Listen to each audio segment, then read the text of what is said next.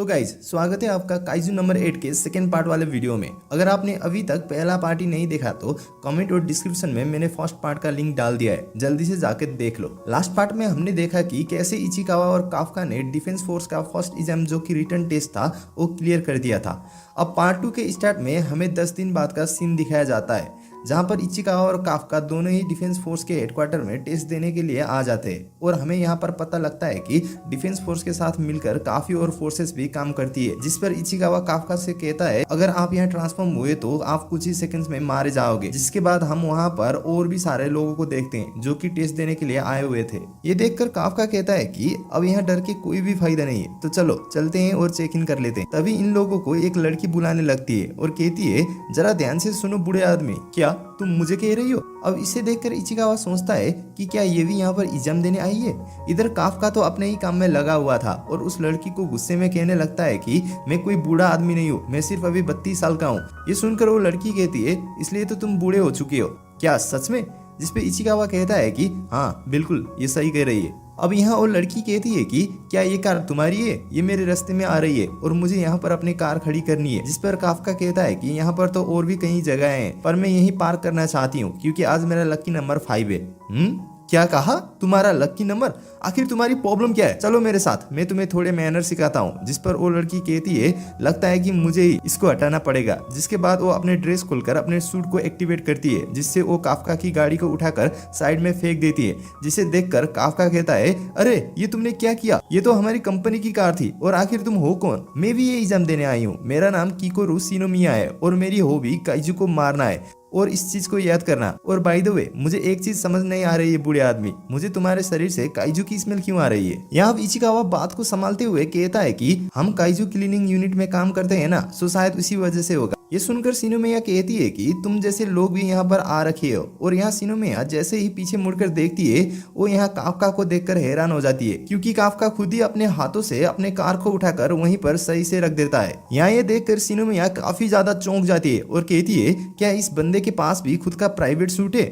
और फिर काफका उस लड़की से कहता है कि मेरा नाम है इविनो काफका और मेरा नाम याद रखना। पर हम देखते हैं कि काफका के इतनी मेहनत करने के बाद भी शिनोमिया उसी जगह गाड़ी को पार्क कर देती है और शिनोमिया कहती है कि मुझे तो लग रहा था कि ये सारे एग्जाम्स फॉर्मेलिटी के लिए हो रहे हैं, लेकिन अब तो ये देखने के बाद मुझे एग्जाम देने में और भी ज्यादा मजा आएगा। ये कहकर शिनोमिया काफका को चैलेंज करते हुए यहाँ से चली जाती है और यहाँ शिनोमिया के जाते ही इचिकावा काफका पे काफी ज्यादा भड़क जाता है और कहता है ये अब तुम्हारा कुछ ज्यादा नहीं हो रहा है क्या? तुमने अपनी पावर क्यों शो करी? यहाँ काफका कहता है कि मैंने तो बस अपने हाथों का ही यूज किया था और वैसे भी उस लड़की को तो पता भी नहीं लगा।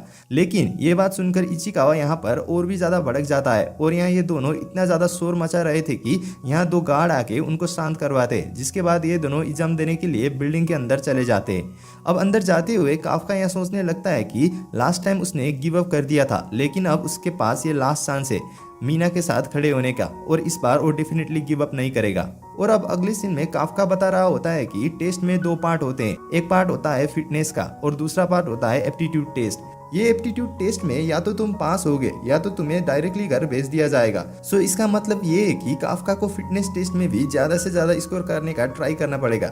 और अब इसके बाद यहाँ इनका फिटनेस टेस्ट शुरू हो जाता है पर 32 साल का बूढ़ा काफका की शरीर में कमजोरी आ चुकी थी। सो काफका यहाँ बहुत स्ट्रगल कर रहा था। यहाँ एक रेस में दौड़ते हुए काफका अपने पावर को यूज करने का सोच रहा होता है लेकिन वो ऐसा नहीं करता और यहाँ ये टेस्ट खत्म होने के बाद उसका रैंक काफी नीचे आया था। यहाँ पर तभी शिनोमिया आकर काफका का मजाक उड़ाने लगती है जिसकी वजह से काफका यहाँ शर्म से रोने लगता है क्योंकि काफका ने टेस्ट से पहले शिनोमिया को अपना नाम याद रखने के लिए कह दिया था।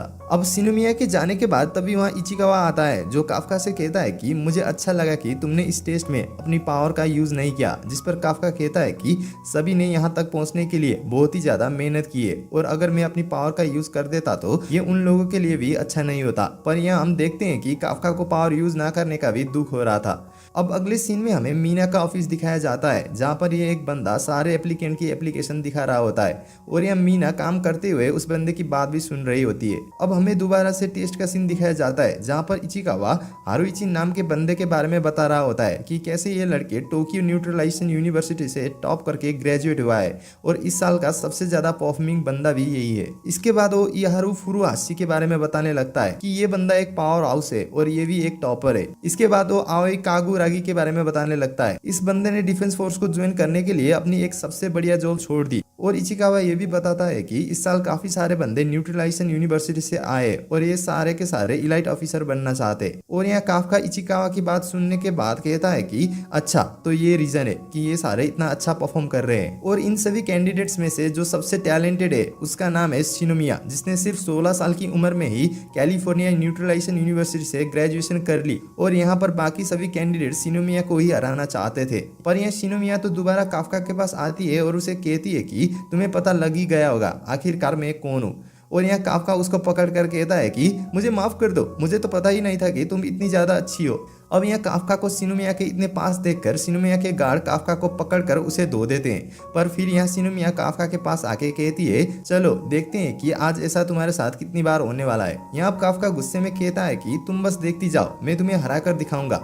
अब इचिकावा काफका के पास आकर उसको बताता है कि टेस्ट की दूसरी स्टेज में पिछले 2 सालों से काइजू की बॉडी को डिस्पोज करने का काम दिया जा रहा है, जिससे कैंडिडेट्स को ये पता लग जाए कि उनका काम सिर्फ काइजू को मारना ही नहीं है बल्कि डिस्पोज भी करना है। और यही रीजन था कि इचिकावा ने भी पार्ट टाइम में काइजू को डिस्पोज करने की जॉब ली थी। अब ये सुनकर काफका काफी ज्यादा मोटिवेट हो जाता है और वो कहता है कि अब तो मैं इसे आराम से पार कर लूंगा। फिर अगले सीन में ये सारे लोग एक बड़े से गेट के सामने खड़े होते हैं और हम यहाँ पर एक बंदे को देखते हैं जो कि मीना का टीम का ही था और ये असल में 3rd डिवीजन टीम का वाइस कैप्टन ओसिना होता है और ये इस सेकंड स्टेज एग्जाम का हेड भी होता है। यहाँ ये कहता है कि सभी कैंडिडेट्स को अपना एप्टीट्यूड टेस्ट इसी एरिया में देना होगा, जिसके बाद ये बंदा यहाँ पर गेट खोल देता है और उन्हें वो बताता है कि यहाँ पर तुम्हें काइजू को ढूंढकर मारना होगा। लेकिन ये सुनकर तो इचिकावा और काफका के होश उड़ जाते हैं क्योंकि उन्होंने ये एक्सपेक्ट नहीं किया था। और यहाँ गेट खुलते ही एक बड़ा सा काइजू इन सभी के सामने आ जाता है, लेकिन तभी वहाँ पर गेट बंद हो जाता है जिसकी वजह से वो काइजू आगे नहीं आ पाता।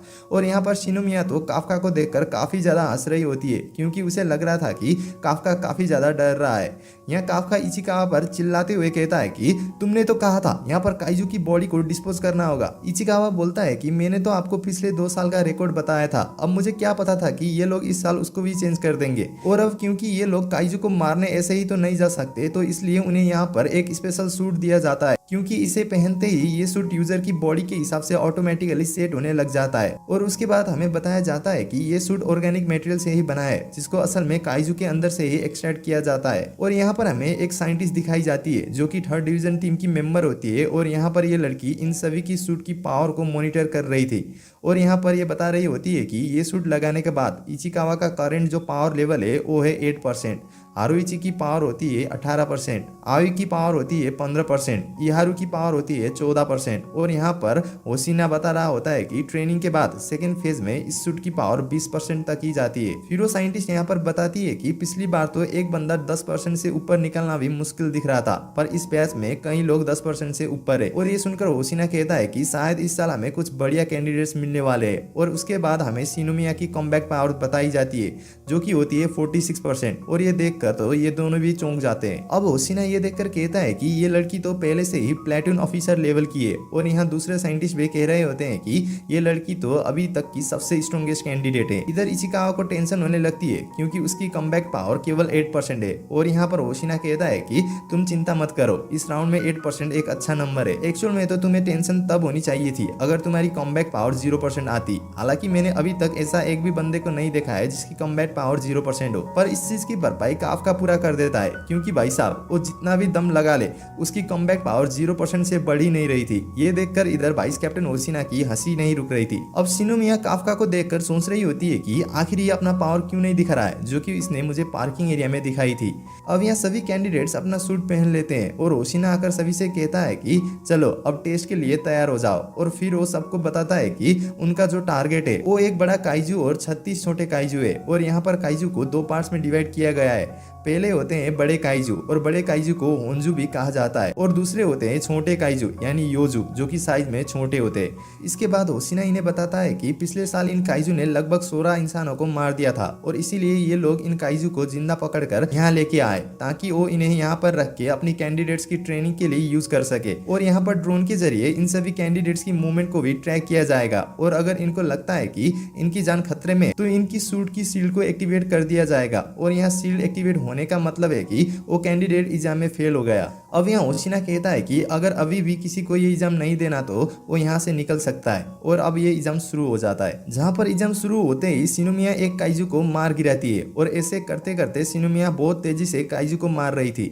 यहाँ ये सब देखकर बाकी स्टूडेंट चौंक रहे थे और यहाँ दूसरी तरफ हम देखते हैं कि काफका से तो ये वेपन भी उठ नहीं रहा था। अब ओशिना ये अनाउंस करता है कि मीना भी ये एग्जाम को देख रही है। इसके बाद काफका ये सुनकर इचिकावा से कहता है कि क्या तुम्हें पता है कि ये ड्रोन्स हमें ट्रैक क्यों कर रहे हैं। इचिकावा कहता है कि मुझे तो नहीं पता। काफका कहता है कि अगर इनको काइजू की ही गिनती करनी होती तो वो लोग काइजू पे ट्रैकर भी लगा सकते थे, लेकिन इन लोगों ने ऐसा नहीं किया। असल में इन लोगों को तो ये देखना है कि हम ये सिचुएशन को कैसे हैंडल करेंगे। इसका मतलब ये है कि हम अटैकर्स को भी सपोर्ट करके पॉइंट्स गेन कर सकते हैं। जिसके बाद अब यहाँ काफका और इचिकावा एक काइजू की तरफ भागते हैं जिस पर यहाँ कैंडिडेट्स अटैक कर रहे होते। हमें पता चलता है कि जिस काइजू से ये कैंडिडेट्स लड़ रहे थे काफका ने पहले भी इस तरह के काइजू को डिस्पोज किया था। जिसके बाद काफका उस पर एक ग्रेनेड फेंक कर मारता है जिससे ये काइजू डिस्ट्रैक्ट हो जाता है और यहाँ काफका बताता है कि इसकी आंखें काफी ज्यादा कमजोर होती है पर इनमें सुनने की पावर बहुत ज्यादा तेज होती है। सो इसलिए अगर ये काइजू एक बार फ्रीज हो जाए तो ये एक इजी टारगेट बन जाएंगे। जिसके बाद काफका सभी कैंडिडेट से कहता है कि इसके पेट में मारो क्योंकि इसकी पेट की स्किन बहुत ही ज्यादा पतली है। अब काफका की बात सुनकर सभी यहाँ पर ऐसा ही करने लग जाते हैं जिसकी वजह से उस काइजू का पेट फट जाता है और वो काइजू वहीं पर ढेर हो जाता है। यहाँ मीना भी काफका को देख रही थी और यहाँ काफका भागते भागते सोच रहा होता है कि मैंने इतने सारे काइजू को डिस्पोज किया है सो मुझे उनके बारे में पहले से ही बहुत ज्यादा नॉलेज है और मैं इस नॉलेज का ही यूज करके इस एग्जाम को पास करूंगा। अब यहाँ पर सभी लोग दूसरे काइजू की तलाश में भाग रहे होते पर तभी एक काइजू काफका को पकड़ लेता है और यहाँ पर काफका चोटिल हो जाता है जिसकी वजह से उसके मुंह से खून भी आने लगता है और फिर ये काइजू काफका को उठाकर दूर पटक देता है और यहाँ कंट्रोल रूम में भी सभी को पता लग जाता है कि काफका को काफी ज्यादा चोटें लग चुकी है और अब वो लड़ने के लायक नहीं बचा। अब यहाँ पर ये काइजू धीरे धीरे उसकी तरफ बढ़ने लगता है जिसे देखकर काफका को लगने लगता है कि अब वो फेल होने वाला है क्योंकि थोड़ी देर में ही वो लोग शील्ड को एक्टिवेट कर देंगे। लेकिन काफका हार ना मानकर यहाँ पर खड़े होने की बहुत ज्यादा कोशिश कर रहा होता है क्योंकि मीना उसे देख रही थी। लेकिन यहाँ पर शील्ड के एक्टिवेट होने से पहले ही शिनोमिया यहाँ पर आकर काइजू को मार डालती है और यहाँ काइजू को मारने के बाद वो दोबारा से काफका की बेइज्जती करने लगती है। पर यहाँ शिनोमिया को देखकर काफका तो काफी ज्यादा खुश होता है क्योंकि वो यहाँ पर फेल होने से बच गया था और अब यहाँ शिनोमिया बड़े वाले काइजू को मारने के लिए आगे बढ़ जाती है जिससे देखकर सभी लोग काफी ज्यादा हैरान हो जाते हैं और इससे ज्यादा हैरान ये इसलिए भी थे क्योंकि शिनोमिया उन्हें ज्यादा काइजू को मारने ही नहीं दे रही थी और खुद ही सभी को मारने पर तुली हुई थी। अब यहाँ पर काफका खड़े होने की कोशिश करने लगता है पर शायद उसका पैर टूट चुका था और यहाँ पर ओशिना काफका को बताता है कि तुम्हारे बॉडी में काफी ज्यादा फ्रैक्चर हो रखे और शायद हो सकता है कि तुम्हारे ऑर्गन्स भी डैमेज हो रखे हो। अब ये सुनकर काफका सोचता है कि क्या मैं यहाँ पर हार चुका हूँ। यहाँ ओशिना कहता है कि मेरी मानो तो तुम यहाँ पर गिव अप कर दो। लेकिन ओशिना की बात सुनकर भी काफका गिव अप नहीं करता जिसके बाद काफका अपने पैरों पर लास्ट में खड़ा हो जाता है और इसी की वजह से उसकी कमबैक पावर 0 से बढ़कर 0.01% हो जाती है। अब ये देखने के बाद ओशिना उसे कहता है चलो जैसा तुम्हें सही लग रहा है वैसा तुम करो पर अगर मुझे यहाँ कोई प्रॉब्लम दिखी तो मैं खुद ही शील्ड को एक्टिवेट कर दूंगा। और यहाँ पर काफका इस बात के लिए एग्री हो जाता है जिसके बाद काफका इचिकावा को यहाँ से जाने के लिए कहता है लेकिन इचिकावा यहाँ से जाने के लिए मना कर देता है। इचिकावा चाहता है कि वो काफका के साथ मिलकर यहाँ पर काइजू को हराए जिस बात को सुनकर काफका काफी ज्यादा खुश हो जाता है। पर वहीं पर होशिना इस चीज को देखकर काफी ज्यादा हंस रहा होता है क्योंकि उसे ये एक बेवकूफी लगने लगती है। जिसके बाद इचिकावा काफका को अपने कंधे पर बिठा के भागने लगता है। यहाँ इचिकावा को काफी ज्यादा शर्म भी आ रही थी क्योंकि सभी लोग उसे भी देख रहे थे। यहाँ पर काफका इचिकावा को शिनोमिया का पीछा करने के लिए कहता है पर यहाँ शिनोमिया तो बाकी अटैकर्स को मौका ही नहीं दे रही थी और खुद ही अकेले से काइजू को मार रही होती है जिसे देखकर बाकी अटैकर्स यहाँ बोलते हैं कि अरे यार ये सभी को खुद ही मार देगी क्या। ऐसा ही चलता रहेगा तो हम क्या मारेंगे, हम भी तो यहाँ टेस्ट देने के लिए आए हैं ना भाई। अब यहाँ शिनोमिया सभी छोटे काइजू को मारने के बाद बड़े काइजू की तरफ जाने लगती है। अब यहाँ पर शिनोमिया बड़े वाले काइजू का ध्यान हटाने के लिए उसके ऊपर एक ग्रेनेड मारती है जिसके बाद वो उसके मुंह के ऊपर चढ़ जाती है और उसके मुंह के अंदर ही अटैक करने लग जाती है जिसके बाद वो काइजू वहीं पर मर जाता है और यहाँ ये देखकर कंट्रोल बेस में सभी लोग चौंक जाते हैं। उसके बाद यहाँ पर डिक्लेयर हो जाता है कि यहाँ का काम अब फिनिश हुआ और वहीं पर दूसरी तरफ एग्जाम इन हो जाने की वजह से काफका काफी ज्यादा गुस्से में था क्योंकि उसने अभी तक कुछ करके भी नहीं दिखाया था। उसके बाद ये साइंटिस्ट होशिना से कहती है कि क्या हम मेडिकल टीम को घायलों के लिए अंदर भेज दे। ये कहता है कि हाँ भेज दो और ये वाला एग्जाम तो काफी जल्दी खत्म हो गया। और यहाँ पर मीना शिनोमिया से काफी ज्यादा इम्प्रेस हो गई थी। होशिना बताता है कि उसे लग रहा था कि शायद 30 लोग ये एग्जाम को फेल करेंगे करेंगे, लेकिन किसी ने भी ये नहीं किया। और ये कहने के बाद वो शिनुमिया की तारीफ भी करने लगता है, जिसके बाद हमें पता लगता है कि शिनुमिया एक बड़े बाप की बेटी है। इधर शिनुमिया काइजू को मारने के बाद ऊपर आसमान में देखते हुए खड़े खड़े अपने पापा को याद करके सोचती है, पापा क्या मैंने अच्छा किया ना। पर जैसे ही शिनुमिया वहां से जाने वाली होती है तभी हम देखते हैं कि उसके पीछे अचानक से अजीब सी चीज खड़ी थी और ये चीज उस पर सडनली अटैक कर देती है। दूसरी तरफ हम काफका और इचिकावा को देखते हैं, जो कि वहीं पर लेटे हुए थे और बात कर रहे थे कि शिनुमिया इतनी ज्यादा स्ट्रांग है और उसी की वजह से काफका अभी तक गेम से बाहर नहीं हुआ। इसके बाद वो यहाँ पर देखते हैं कि मरे हुए काइजू दोबारा से जिंदा होने लग जाते हैं। और दूसरी तरफ हम यहाँ देखते हैं कि शिनुमिया यहाँ पर इंजर्ड हो गई थी, लेकिन उसने अपनी सूट की मदद से अपने आप को थोड़ा सा रिकवर कर लिया था। फिर हम देखते हैं कि वो अजीब सी चीज यहाँ पर बात भी करने लगती है और हमें पता लगता है कि असल में ये भी एक काइजू है। शिनुमिया ये देखकर कहती है कि क्या ये काइजू बात कर सकता है। यहाँ पर ये अजीब दिखने वाला काइजू दूसरे काइजू से कह रहा होता है कि तुम चिंता मत करो, ये फाइट मैं तुम्हें ही संभालने के लिए देने वाला हूँ। अब इसके बाद शिनुमिया उस पर अटैक करने वाली होती है, पर तभी वो अजीब सा दिखने वाला काइजू उसके ऊपर रैपिड फायर कर देता है और इस अटैक के बाद शिनुमिया बहुत ही जोर से चिल्लाने लगती है, जिसके बाद वो साइंटिस्ट बता रही होती है कि शिनुमिया के वाइटल ऑर्गन पे बहुत ज्यादा डैमेज पहुंच चुका है। यहाँ पर होशिना पूछता है कि आखिर यहाँ क्या हो रहा है। इसके बाद वो साइंटिस्ट बताती है कि जो काइजू मर गए थे वो अचानक खुद से ही दोबारा जिंदा होने लगे हैं और साथ ही साथ ये बड़ा वाला काइजू पहले से और भी ज्यादा स्ट्रॉन्ग हो चुका है। अब होशिना यहाँ पर सोचता है कि इस काइजू को मारने के लिए अब तो पूरा का पूरा डिफेंस फोर्स की जरूरत है। और यहाँ मीना इंस्ट्रक्शन देते हुए कहती है कि सभी कैंडिडेट्स की शील्ड ऑन कर दो और सभी ड्रोन्स वहां पर दोबारा से भेज दो। और यहाँ होशिना कहता है कि ऐसे खतरनाक काइजू को सिर्फ 2 ही लोग मार सकते हैं, एक तो मैं और दूसरी मीना। और उसके बाद ये दोनों ही इजाम वाले साइड पर जाने लगते हैं, जहाँ पर अनाउंसमेंट हो रही होती है कि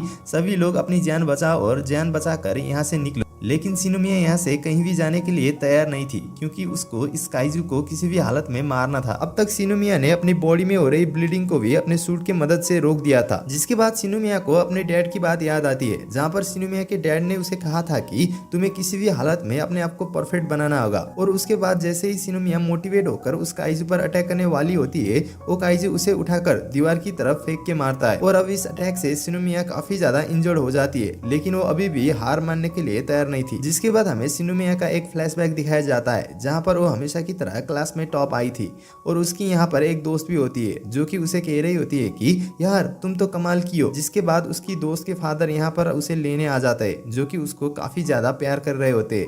लेकिन शिनुमिया ये देखकर काफी ज्यादा उदास हो रही थी, क्योंकि उसके फादर यहाँ पर नहीं आए थे। उसके बाद शिनुमिया का बटलर आके यहाँ पर कहता है कि कमाल की बात है, आज तुम्हारे फादर घर पर है और वो पक्का तुम्हारा रिजल्ट देखने के बाद काफी ज्यादा खुश होंगे। अब शिनुमिया अपने पापा को रिजल्ट दिखाने के लिए बहुत ही ज्यादा खुश और एक्साइटेड थी, लेकिन जिंदगी में हमें सब कुछ नहीं मिल पाता। सो यहाँ शिनुमिया के फादर उसके रिजल्ट सुनने के बाद कहते हैं कि तुमने टॉप किया है, ये अच्छी बात है, लेकिन इससे होगा क्या। एक बार टॉप करके खुश हो जाओ और अगली बार फेल हो जाओ, ऐसा नहीं चलेगा। तुम्हें हमेशा टॉप आना होगा, तभी तुम में कुछ बात दिखेगी। अब ये सारी बात सुनकर शिनुमिया काफी ज्यादा उदास हो जाती है। तभी यहाँ पर हमें प्रिजन का सीन दिखाया जाता है, जहाँ पर शिनुमिया अपने पैरों पर खड़ी हो जाती है और उस काइजू पे अटैक करना भी स्टार्ट कर देती है। पर वो काइजू भी शिनुमिया को दोबारा से अटैक कर देता है, लेकिन इस अटैक में शिनुमिया का हाथ यहाँ पर टूट जाता है। अब इसके बाद हम देखते हैं कि उस काइजू के अचानक से 2 सिंग भी निकल आते हैं और यहाँ दूसरी तरफ होशिना और मीना उस काइजू की तरफ आगे बढ़ रहे होते हैं उस काइजू को मारने के लिए। जिसके बाद वो साइंटिस्ट होशिना को बताती है कि ये काइजू अटैक करने के लिए काफी ज्यादा एनर्जी इकट्ठा कर रहा है। अब ये काइजू अटैक के लिए काफी ज्यादा एनर्जी इकट्ठा कर रहा था, ये हम भी देख सकते, जो कि बहुत ही खतरनाक दिख रहा था। अब ये देखकर शिनुमिया को लग रहा था कि अब यही उसका एंड है और उसका एंड आ चुका है। अब ये काइजू भी उसको अटैक करने वाला ही होता है, पर तभी यहाँ पर काफका शिनुमिया के पास आ जाता है और काफका उसे कहता है कि तुमने बहुत ही अच्छा काम किया है किकोरू। यहाँ पर काफका को देखकर शिनुमिया उसे पूछती है कि आखिर तुम यहाँ पर क्या कर रहे हो, और उसके बाद वो काइजू उन पर अटैक कर देता है और इस अटैक की वजह से वहाँ पर बहुत ही बड़ा धमाका हो जाता है। पर काफका काइजू में ट्रांसफॉर्म होकर शिनुमिया को प्रोटेक्ट कर लेता है। शिनुमिया यहाँ पर चौंकते हुए उसे देख रही होती है और यहाँ काफका कहता है कि यहाँ पर जितने भी लोग थे वो तुम्हारी वजह से यहाँ पर बच गए किकोरू, सो अब बाकी काम तुम मुझ पे छोड़ दो। और यही सीन के साथ यहाँ पर पार्ट 2 भी खत्म हो जाता है। तो गाइज आपको ये पार्ट कैसा लगा? अगर अच्छा लगा हो तो वीडियो को लाइक करके चैनल को सब्सक्राइब भी कर देना, और अगर इसका पार्ट 3 भी चाहिए तो कमेंट करके हमें जरूर बताना। See you soon, take care and thanks for watching.